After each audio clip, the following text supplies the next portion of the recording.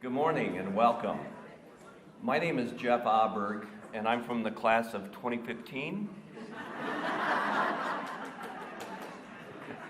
It's been a great almost 8-year run, and oh, by the way, I went out on my own discretion.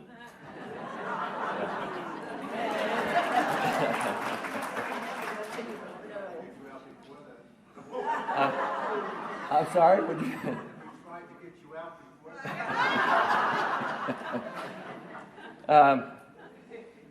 So why am I here? Well, I was asked to join the Gold Diggers team last year.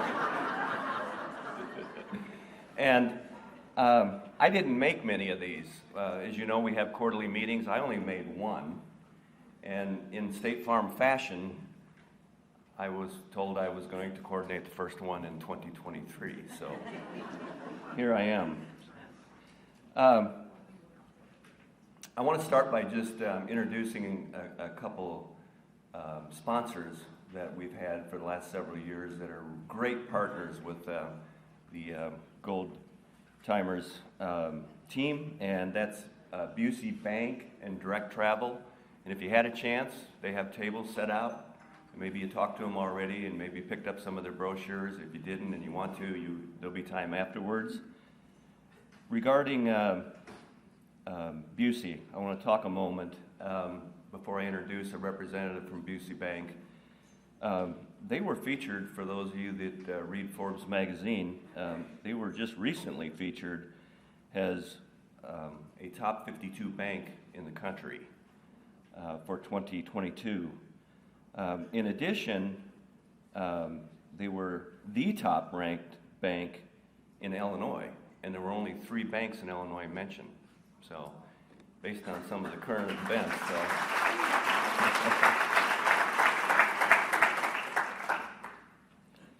So I need to introduce Brett Peterson to you. He's from Busey Bank, and he wants to just take a few minutes before we get to our keynote speaker to share with you a new program that they're getting ready to roll out. Brett?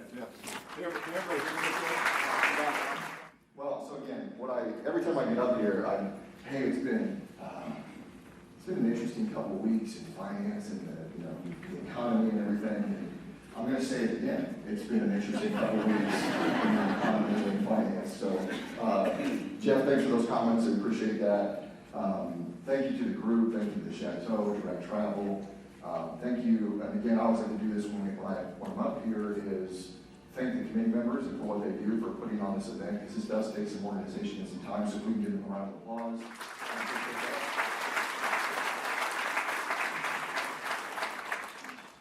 I will take I also too want to thank my team for all their work and effort. Again, I have basically the entire bank here today, so we do have a few left in the branch, so there is support there, so that's good, but I do have a lot of team members here. So I want to introduce everybody. But again, if the group would, I would appreciate this mean a lot to me, but give them a round of applause.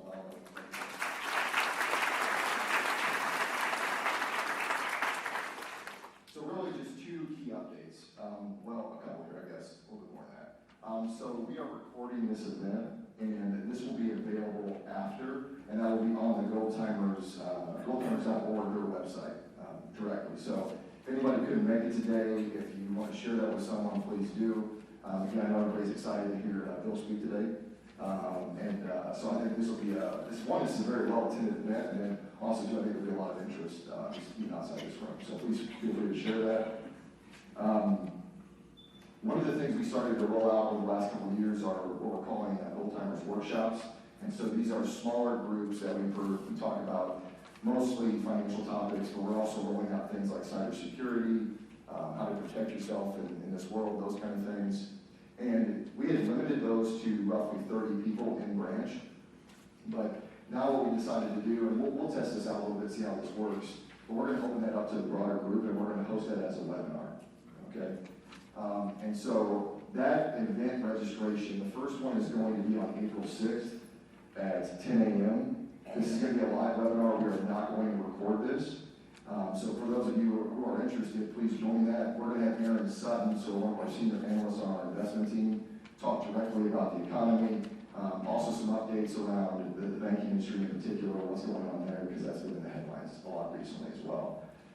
And we had Aaron come in and present last year, and that event was well attended. There's a lot of great information, but we do want to open that up to a broader group. And again, that event registration can be found at goldtimers.org, and that's under events and I believe special events. Is that correct? It's also under UC. That's also under UC as well. So yeah, thanks for that, Marie. So that can be found. You can go out and register. You get reminders, all those things. So please do that. The group is going to send out a reminder to the entirety of the group. So roughly, quite a large list now of people on that. So if you're interested in that, please join. Please register. Last piece, and this is something we don't broadly offer. It's not something we actually market in this kind of context, but we thought about, well, hey, what can we do for the group that would be valuable, that somebody has some interest in, and that's offering private client services on the bank side. So private client is a retail service, a concierge service for our bank clients that have checking, savings accounts, CDs, money markets, whatever those may be. And what this provides is it's a single point of contact. And for our market, that's Catherine Wills. Kat, if you can just wave to everybody and say hello. And so how this works is if you bank with us and you're a Gold Timer or a State Farm retiree, we are going to specifically offer these services. Typically, we have some restrictions around these things as far as overall relationship, but because of who you are, what you do for the community, we are going to open this up to everybody in this group, right? So some of the benefits, again, single point of contact. We offer free checking, free savings accounts, obviously, those kind of things. And also premium money market rates, CD rates, some kind of exclusives to a smaller subset of people. So there'll be more information about this as we kind of progress. Everybody that's in this room registered, and so you're going to have Marie and the group are going to send a PDF with some of the specifics around this and what this looks like. And obviously people that you can contact if you're interested in those things. We will be sending a broader email in the future as well when appropriate. So I want to make everybody aware of that. And if anybody has any questions, please reach out to us. Very appreciative of all of you. And thanks for the time. Thanks for the time. So, Jeff.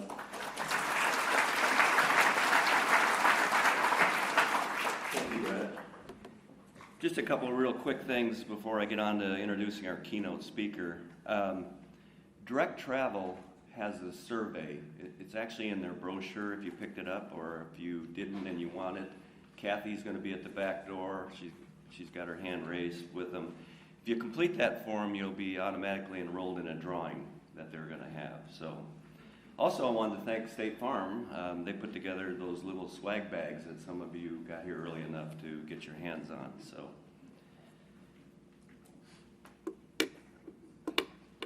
Standing here is sweet and sour for me. The sour part is I'm nervous about public speaking, but the sweet part for me is being in a room that supports the same generation of mostly baby boomers. We shared a lot of things over the decades, not just our employer, but we shared music, we shared dance, we shared long hair for the men and short skirts for the ladies. We got to see just like the old U.S. Post Office. We traveled miles through rain, snow, and sleet to get to school on time. Together, we all witnessed the beginning of television. And for many of us, just 3 broadcast channels were all we needed for years. We had newspapers delivered to our front porch. Do you believe that? Twice a day, sometimes 3, depending on where you lived. And so I think that's a good segue to, when you're speaking about newspapers, to introduce our keynote speaker. And how lucky are we to have someone show up 50 years ago almost, probably as a cub reporter, and decide to make this their home and report and tell stories about milestones throughout those 50 years that we're going to hear a little bit about today and enjoy. And so please help me welcome Bill Flick. Good morning. It's a real honor to be here. I'm flattered, I'm humbled, and I was just sitting there looking out at 200 State Farm people, and it brought back a fond memory I have that kind of relates to some of the stuff I'm going to talk about this morning. It was April 26th, 1994. I remember the date because it was my 40th birthday. And it was also a great day for me. Charles Kuralt, the CBS newsman and CBS Sunday morning host, was in town, and I was following him around town on the road with Charles Kuralt. So it's 4 o'clock in the afternoon, and we're at the home of Illinois State University president, then Thomas Wallace. It's me and Mr. Kuralt and about 200 movers and shakers, if you will, of Bloomington Normal. And Mr. Kuralt literally went and met everyone in the room, one by one. It was phenomenal to see. And I might add, it was also the first ever American Red Cross gala that night. Now they're up to, I think, well, math, 39. Anyway, we're standing there. It's 4 o'clock in the afternoon in an all-glassed Florida room that they have on the east side of the president's mansion, and we all notice that the clouds are starting to form in the southwest. And nobody's worried. We're all having cocktails. It's 4 o'clock in the afternoon. We're being entertained by Charles Kuralt. So the clouds get a little bit worse, and suddenly we notice the wind start to whip up. Now we're in a glass room, so it's kind of weird to be in there, but we're all trying to ignore what's happening outside. Suddenly we notice the rain has set in and it's going sideways. So suddenly the tornado sirens go off. And there's nowhere to go because there's so many people in this room. So we're all trying to ignore the reality that, oh my God, what's happening here? So suddenly someone yells out, everyone crouch down just to be safe. There is a tornado along Gregory Street.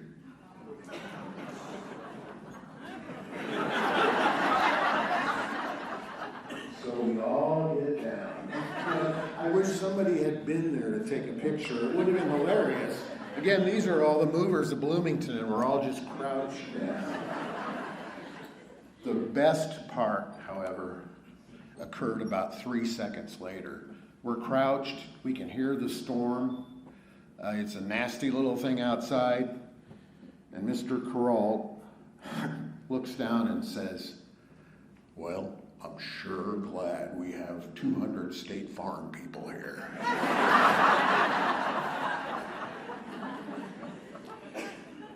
And here we are again.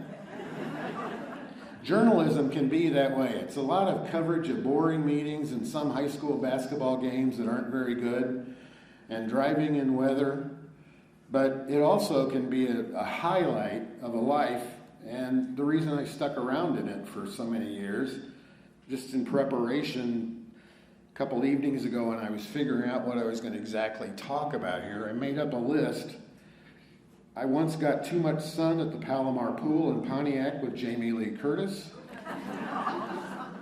I watched John Malkovich trying to dignifyingly eat his spaghetti at Biaggi's, and after too many Merlots, try to find his car keys.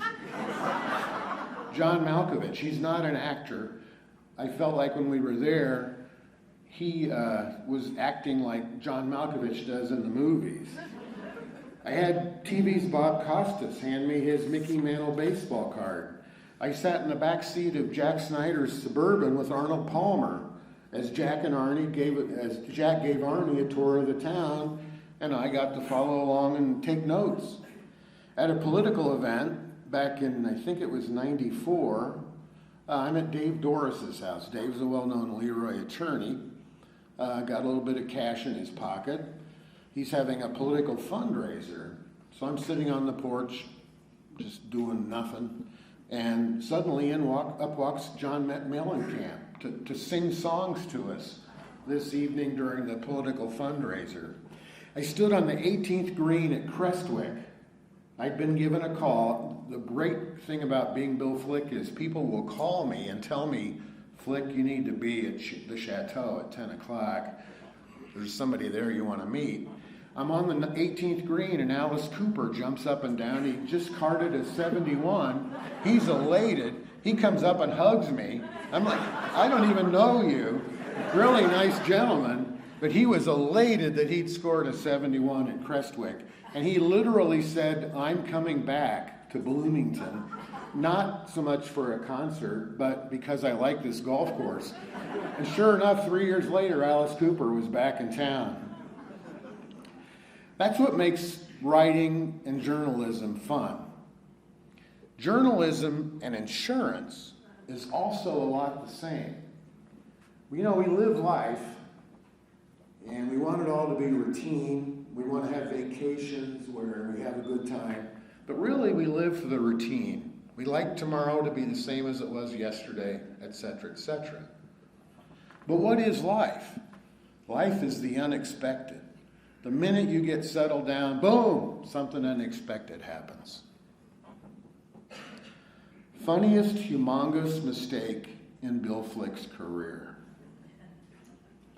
So it's one of my first nights at the Pantograph. And I was actually hired, Jeff Dickerson knows, I was actually a sports writer at the start.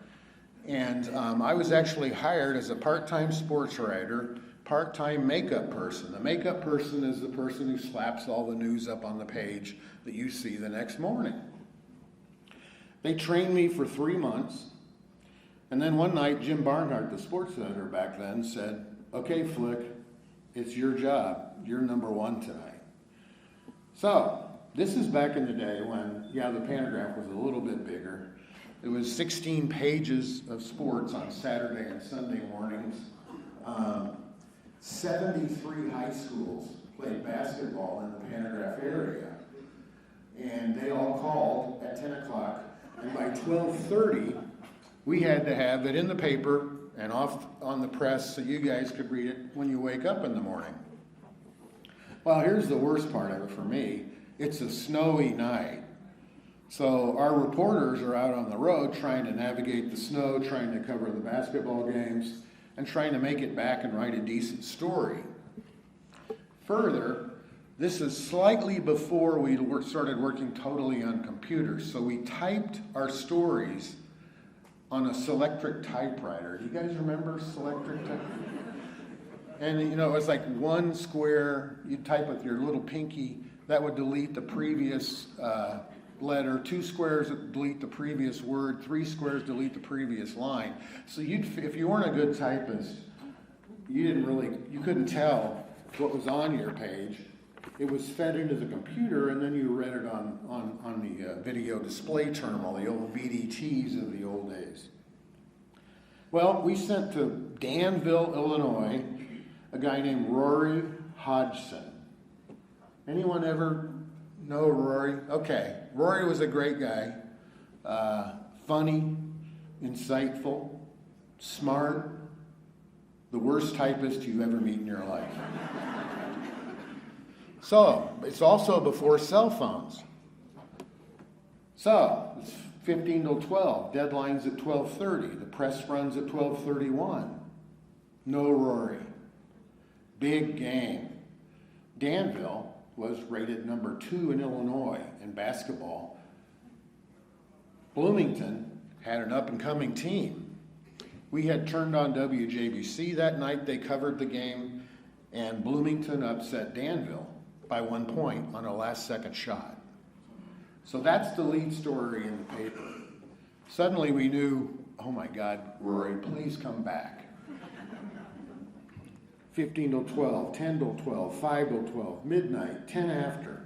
Finally in walks Rory, running. And I looked at him, I said, okay, Rory, we're gonna have to do this fast. I want 15 inches in 15 minutes to tell the story. And he says, I think I can do it. So he sits down, he's pecking away with his typing. And I look at the number 2 man on the desk and say, okay, you can handle that story. I've written the headline, Bloomington stuns ranked Danville, and Rory will give you his copy, and we'll feed it into the computer system, and we'll go on the run, and then we'll read it and make sure it's all okay. Everything's fine. 73 high schools have called in. 12:30 comes, Rory's done, the paper's done. I'm like, finally I'm through this. Not quite. The first paragraph of the story that day in the Bloomington Panagraph read, and I've written it down to make sure I have it, but I've never forgotten it. Taking 27 shots Friday night, Dodie Dunson saved his best one for last. That's a good story lead. You'd read that, especially if you're a BHS fan. Except as I was sitting there, I looked, and I looked closer. And it read, taking 27 shits Friday night.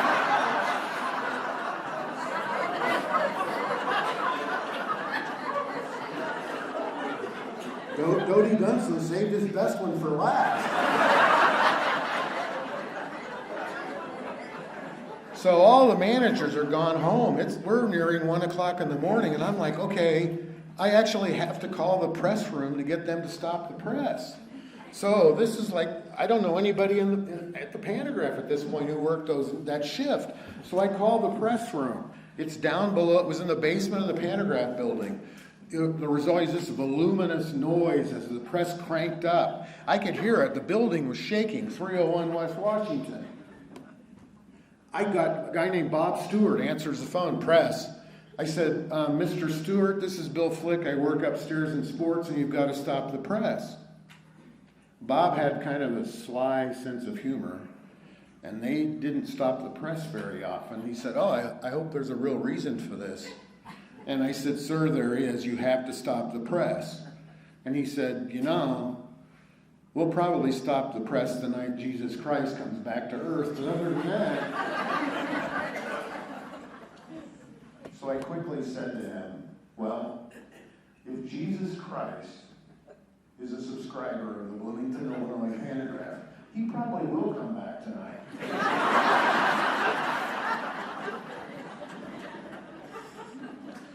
Funniest exhibition of one of my own inabilities. When you're Bill Flick, I humbly say, occasionally you get asked to speak to groups or meet with groups or lead trips to Europe, and et cetera, et cetera. I was invited into Springfield several years ago now for Bob Gibson night. Bob Gibson is a Hall of Fame pitcher for the St. Louis Cardinals. He passed, I think, 2 or 3 years ago now. But I grew up in Southern Illinois during the Cardinals of the late 60s, early 70s, and they were tremendous. And Bob Gibson was maybe the best all-time pitcher I've ever seen. I would pay to sit in the bleachers there at the old Busch Stadium and watch him. He was just amazing. It was just pinpoint accuracy. So they invited 32 others and me to Bob Gibson night at the Springfield Redbirds baseball stadium, Lanphier Park, in Springfield. Now the idea was kind of silly. Bob Gibson was going to pitch to each one of us, 3 pitches. And I'm always kind of a late guy, so I was the last of the 33 to arrive. So in line, I was number 33. So I'm standing in line, the mayors of Bloomington and Normal are in line. I can't remember if somebody from State Farm was there, but there probably was. And I watched Bob Gibson, who was a right-hander, fierce competitor. He'd lift his arm like this, and you could see his beady eyes. And that's part of his magic. He was an incredible pitcher. But I watched him. He was like my dad when I was 12 or something. Throwing pitches like that. Well, what's the point here? Why do we have Bob Gibson and he's just tossing pitches so Jeff Auber can ground a little bloop to short? I mean, come on. Okay. The umpire that night for Bob Gibson night was a legendary baseball player named Satchel Paige. Anyone remember Satchel Paige? He was the ump and he was hilarious. He had commentary like Charles Barkley does today on TV. And I walked up to number 33 in line and said, okay, I'm going to be different. I want to really bat against Bob Gibson. I don't want him to lob me a pitch so I can drive something, to the pitcher. I want him to really pitch to me. I want to see Bob Gibson. So Satchel said, well, man, I don't know if you really want to do this, but I'll go ahead and go out and talk to Mr. Gibson. So Satchel saunters out to the mound, and he talking to Gibson, and I can see Gibson turn around like, this guy must be crazy. So he comes back to the plate, and I got the bat on my shoulder, and I said, Satchel goes, okay, he's going to throw you 3 pitches. I said, okay. Have any of you ever batted against a major league pitcher? Because I was ready, and I was an okay baseball player. I didn't even see the damn thing. That's all, I could hear it. Excuse me. I could hear the pitch, but I couldn't see it. Honestly, I'm like, how do these people do this? Well, man, strike 1 for you. I said, okay. He's going to give you a curveball now. Young man, you ever had a curveball from Bob Gibson? And by this point, they have him on the PA system, so 17,000 people are watching Bill Flick try to battle Bob Gibson. So Bob Gibson gets in his windup, and he gets the beady eyes all over the arm, and suddenly I'm in the batter's box and trying to act like I actually know something, and the pitch is coming right at me. And he throws 100 miles an hour. So I instantly bailed out. And I'm on the ground, and I can hear the audience laughing like hyenas. And I scrounged back up, and as of course it had ended up, the ball was a curve coming right at me, and then right before it hit me, it curved right down the middle of the plate. So I get back up, and I said to Satchel Paige, oh my, is he going to throw me another one now? Satchel Paige, quote, he already threw it, man. Here's what a ball looks like.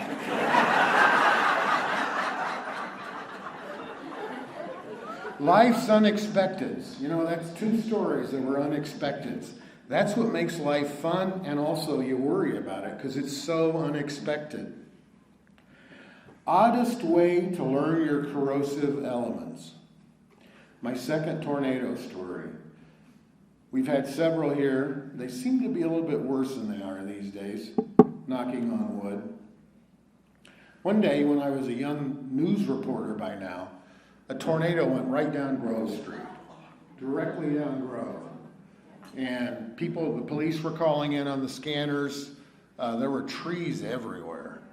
So the Pantograph newsroom went into action. And Bill Wills, the editor, then said, Flick, get out there, start talking to some people on Grove Street to see what it was like and what they're doing now. So I drove from 301 West Washington to East Washington. I parked the car because you couldn't get anywhere near Grove Street. And I walked to Grove Street. I'm walking up and down the street, and there's a lot of people out looking at all the damage. And by this point, the electric company was there starting to deal with the wires that were down. And there's all kinds of buzzes, buzzing. So I see this one guy cutting down this tree that's draped over Grove Street. So I walked up. I thought, this guy's probably a good story. Now again, I'm reasonably new to the town, so I wasn't quite as aware of people in this town. So I walk up, excuse me, sir, could I have a moment? Sir, yes, sir. what was the tornado like? He starts talking about the tornado. It was blah, blah, blah. I said, you got anything else to add? Well, it was really windy. We didn't know if the trees were going to come through the roof. Blah, blah, blah. So I said, okay, thank you. You've made some good, insightful comments, sir. Could I have your name? And he says, yeah, sure, Edward. And I said, is that your last name? And he said, no, that's my first name. I said, oh, well, would you mind if I asked your last name? He said, no, not at all. Rust. So I said, Rust, R-U-S-T. He said, yes, sir. I said, like the corrosive element? He said, yes, in fact, my entire life, my last name has been a corrosive element. So suddenly I said, wait a minute. Are you related to some of the people who work at State Farm? And he said, I am related to some of those people. And I said, oh, what do you do at State Farm? And he says it, I'm CEO of State Farm.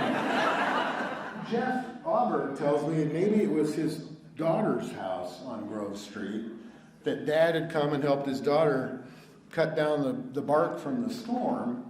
But anyway, it was one of those life unexpected moments. It ended up to be a really fun story, and that's how I met Ed Sr. The same day I met Ed Jr. for the first time. Both wonderful gentlemen. Most amusing urinal experience.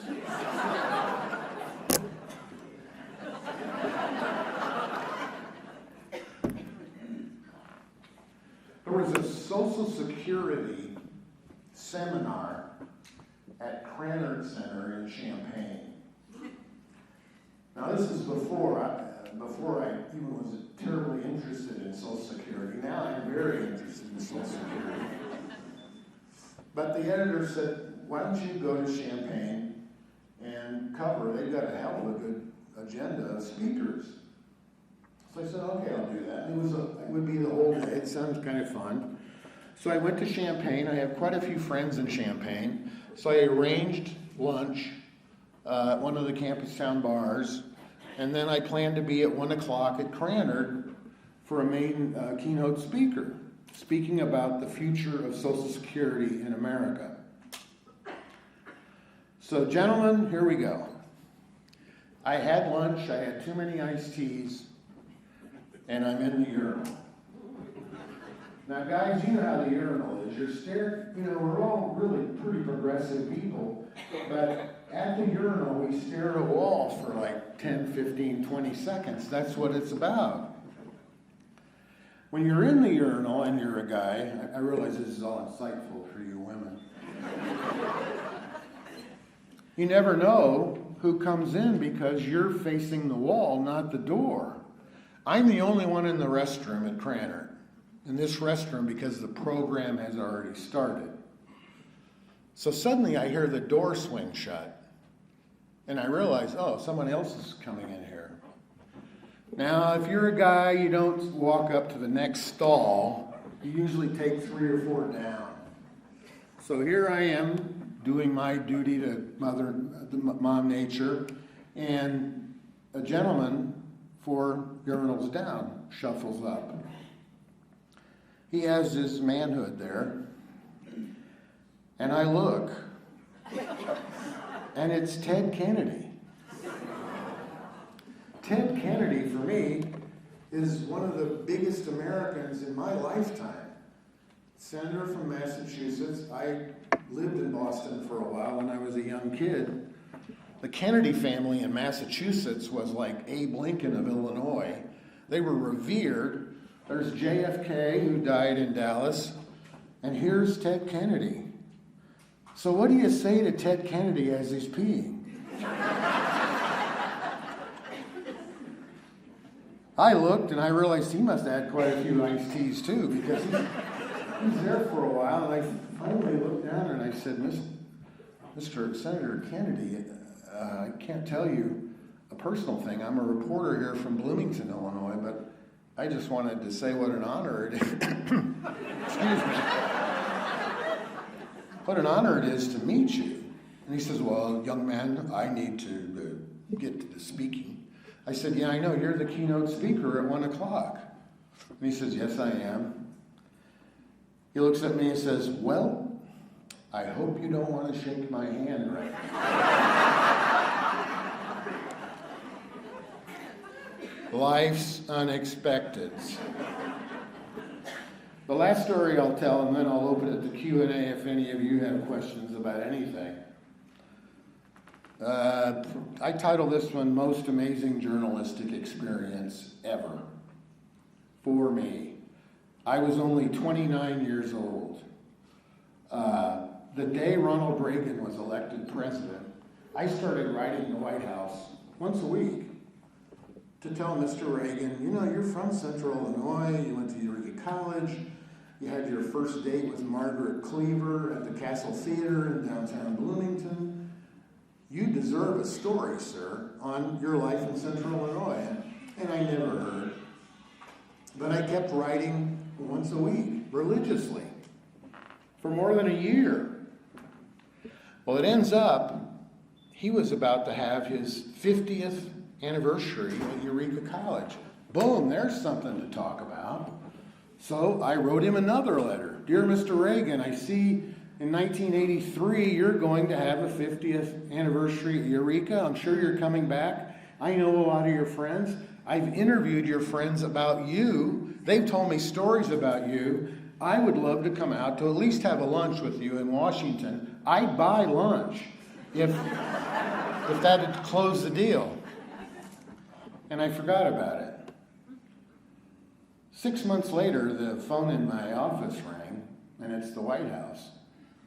And of course, the White House, I said to the person, it was a gentleman, I said, is this Don Munson? And Munson and a good friend of mine, Alan Sender, then an old newsman, they knew I'd been bugging Reagan forever, so I thought they were playing a trick on me live on WJBC. So I was going along with it. Oh yeah, the White House, how are you guys doing today? How's the weather? Thinking I'm on JBC. I wasn't on JBC. It's the White House. Reagan actually liked the idea. He was coming back to Illinois in 2 weeks. And they said, would you like to fly out and spend a few minutes with the president? Well, of course I would. So I arranged it all. I stayed at the Hamilton Hotel across from the White House. I, booked some fun things to do in Washington, and then I had it set aside 10 a.m., 17 minutes with Ronald Reagan in the Oval Office. And I guess they're trying to show, oh yeah, here we go. These are, the pictures are just after the dinosaurs were born. You can see over here, vaguely, that's Reagan on the right. And that shaggy-lipped guy in the middle there with glasses is Bill Flick. Well, I had a clearance check with the FBI. A year before, Mr. Reagan had been hit with a bullet in the chest, but he was doing okay by now. So they set it all up for me. So I'm in the anteway of the Oval Office.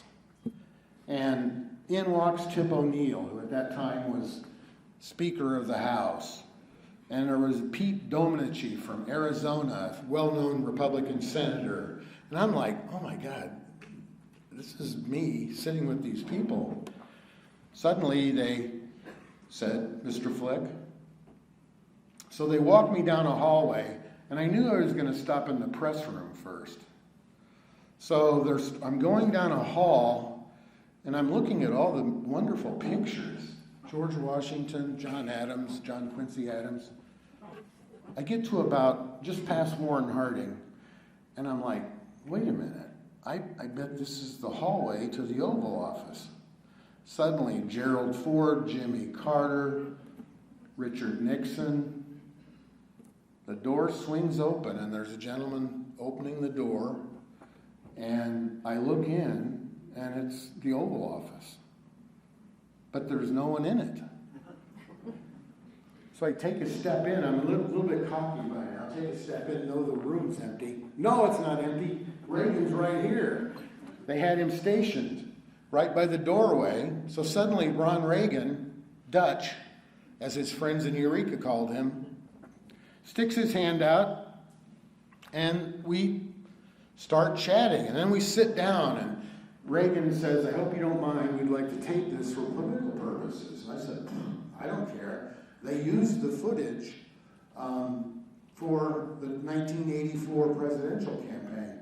To this date, if you are in Simi Valley, California, and you visit the Reagan White House, humbly I will tell you that my interview with him is, you can access it on their video display terminals, because he covers his life in Central Illinois, which was a fascinating life. You know, he wasn't very rich, he was downright poor. He was a lifeguard, and when you're sitting with him there, he is telling stories like you've never heard before. They gave me 17 minutes, and he's launched into these stories about, you know, lifeguarding in Dixon, Illinois, and going to the grocery in Tampico, Illinois. And now, the way the White House has it, the president sits on the right. He was deaf in his right ear, so he always listened with his left. They had a reporter or whomever's his guest on his left.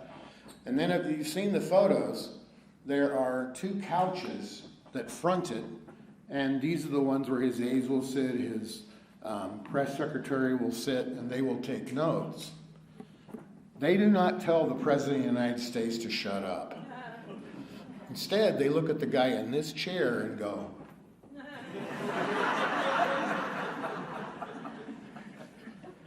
so we get to 17 minutes, and he's talking story here, story there, and I see the signal. I was also told you don't cut him off and go, look, 17 minutes, sorry guys, goodbye. You let him talk. So he's continuing to talk, and he really was a rambler. Great guy. I can't tell you how much I enjoyed Ronald Reagan. He continues on, and I said, well, Mr. President, this has been a real honor for me. You're going to be back in Eureka in a couple weeks. I hope you have a wonderful time with your classmates. They're all looking forward to you returning. He says, well, you didn't ask me about my only touchdown in college. I said, oh, okay. He said, well, young man, the reason I bring it up is it occurred in your town, Normal, Illinois. I said, really? And he played defense, so he didn't have any offensive experience, but he intercepted a pass on the Illinois State Normal University 6 and ran it back in 1932.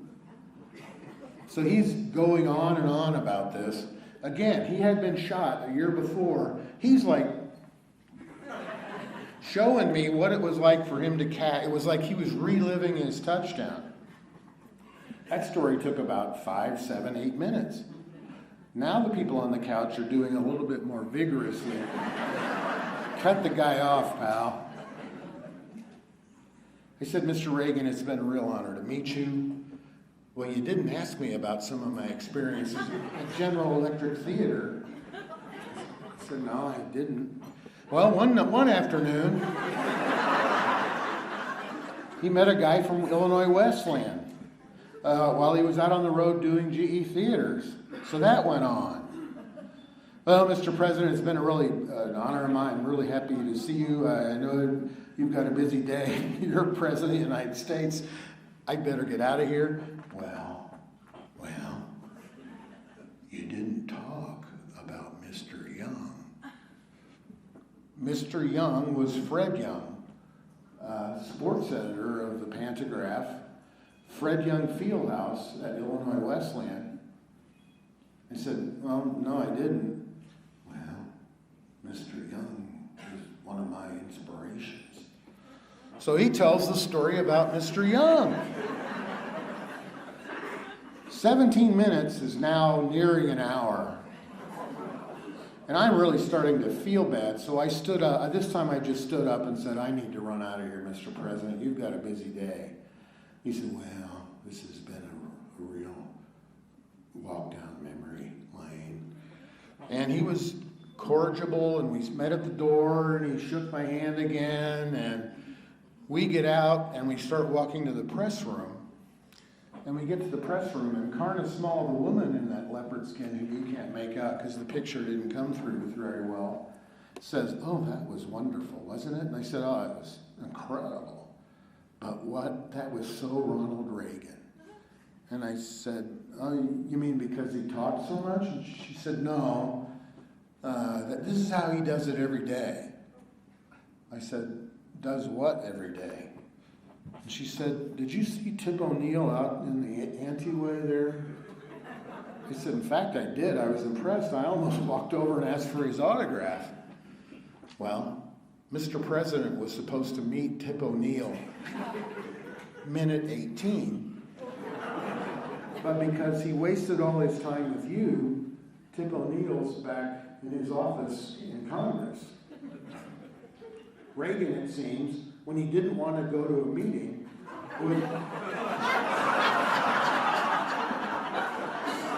would extend the previous meeting, and that is exactly what happened. Life's unexpecteds. With that, it's been an honor. Does anyone have any questions, comments, deletions? I'm here to talk about anything. Yeah. Anyone have anything to add or subtract? Wow. Oh, okay, we have a few over here.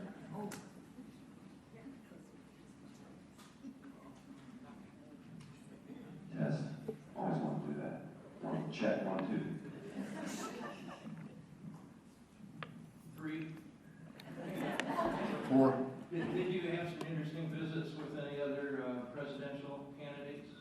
I met Barack Obama at Coffee Hound in downtown Bloomington. Actually, I met Barack Obama in Albany in 2004. He was an unknown. Oh, I need to tell you that story. I forgot about that one. It's a quick one. My wife was from Chicago, my late wife. She passed now in 2006. I've since remarried, and I'm wonderfully happy again. She had never been to Albany, and Albany is the famous home of the white squirrels. So my mom had passed, and that's why we were in Albany. We were cleaning out my mom's house. It took 13 trips down to Albany to clean out my mom's house and ultimately sell it. The neighbor about visit number 12 comes over one morning and says, you guys should go to the park. They're having a big Democratic rally. And there's Dick Durbin's going to be there. I know Dick Durbin. He's a great guy. So I looked at Mary and I said, well, maybe we'll go to the park. So we drove to the park. And of course, first she said, wow, I can't wait. I can't wait to see a white squirrel. So we're driving around the park, and they can be pesky little varmints. You know, they don't show themselves very much, and they're huge celebrities. Albany's a town where if you hit one with your car, you're in trouble. I mean, they have taxidermists who wait, and they do the squirrel. They stuff them and sell them. Blah blah blah. So we're driving around, can't find any white squirrels, and I said, well, there's this cage down here at the base of the hill. We'll drive there, and you can see two white squirrels in the cage. 2004. So we stop and get out, and there's a man standing at the cage laughing his rear end off at the squirrels. He's a black man. He's just laughing. And I said, sir, what's so funny? And he said, well, I'm from Chicago. We have black squirrels, but we don't have any white squirrels. This is hilarious. I'm taking pictures with this phone so that I can show my wife what these white squirrels look like. 4 years later, he was president of the United States.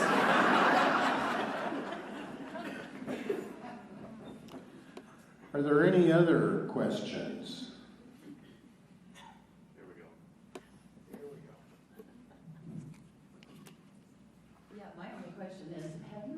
book, or are you going to write a book? Or did you and I missed it? That's always been on my plan, and I still haven't done it, but I plan to do it. Last year, the paper tried to convince me to amass all my flick facts. I've done 8,000 plus columns and 10,000 flick facts. They asked if I'd amass those into a book of some kind that they would help publish, and it would be to the readers of the Pantograph. So I'm really considering that with an earnest. I haven't quite decided what the book would be on yet. Maybe my experiences like I just told you, but I haven't quite hit on that yet. And my story in 2017, my wife Nancy and I were in Florida at my sister's home, and the phone rang, and a friend of mine from the Pantograph said they're offering buyouts. And I said, wow. She goes, yeah, you're on the top of the list because of your frickin' salary. I said, well, okay. And I looked at Nancy and I said, we need to book a flight home. So check this out. Well, the offer was decent. The problem here is I love what I do. I have never had a job in my life because my work is what I love. I love talking to you guys. I love interviewing you. You all have a story. That's the fun thing about life. If you dig a little bit, you get these cool little nits and fragments. You guys don't realize what you have in your head that I want to get at because it's all there. And in this town, I never visited Bloomington, Illinois in my life before I took a job. This is an incredibly famous town for little things. So much started here that it just fascinates me to have been here, and that would be something else I would think about doing because of all the bizarre things that come out of this town. An example, anybody watching the NCAA tournament? Okay, there was a new play over the weekend. All 5 players, at the end of the game, when they were having problems getting the ball in play, all 5 players stood off the court at the baseline, out of bounds. And then like in a football play, they all ran down and they'd hit them with the pass. I looked at my wife, again, I'm a quasi-NCAA fan. I said, man, I've never seen that done before. And suddenly, Kansas State did it and Florida Atlantic did it. Yesterday's Wall Street Journal, they have a story on this play. So I'm reading along thinking, yeah, that was a creative play. That is one way to get the ball in bounds. And I start skipping it, and there's the word Muller, M-U-L-L-E-R. I look a little bit further, and there's the words Illinois State. Huge 30-inch story. Dan Muller invented that play in 2019. ISU in Normal was playing Northern Iowa, and ISU was struggling getting the ball in bounds. So he calls the timeout and says to his player, and this is all in the Journal story, says, I want all you guys to stand out of bounds and we'll act like it's a football play. Everybody go down. So the Northern Iowa was like, whoa, what's happening here? And they all went down, and ISU nailed a layup and won the game by 1 point because of Dan's ingenuity. And Dan's quoted in the story as saying, all the players thought I was absolutely crazy until it worked. And now it's going to become, I'm sure, a regular part of college basketball.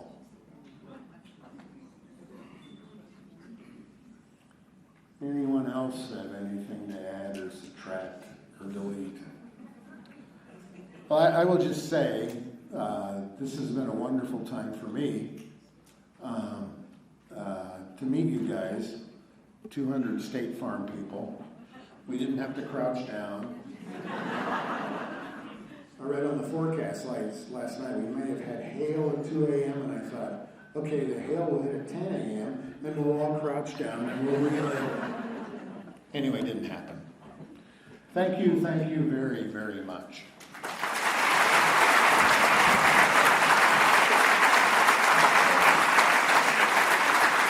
you. I enjoyed that immensely. I was just telling Bill how I enjoyed his topic so much. And I'm thinking, you know, last year we had Buck Farley, and then we invited Buck Farley back. I'm thinking we might invite Bill back. Thank you.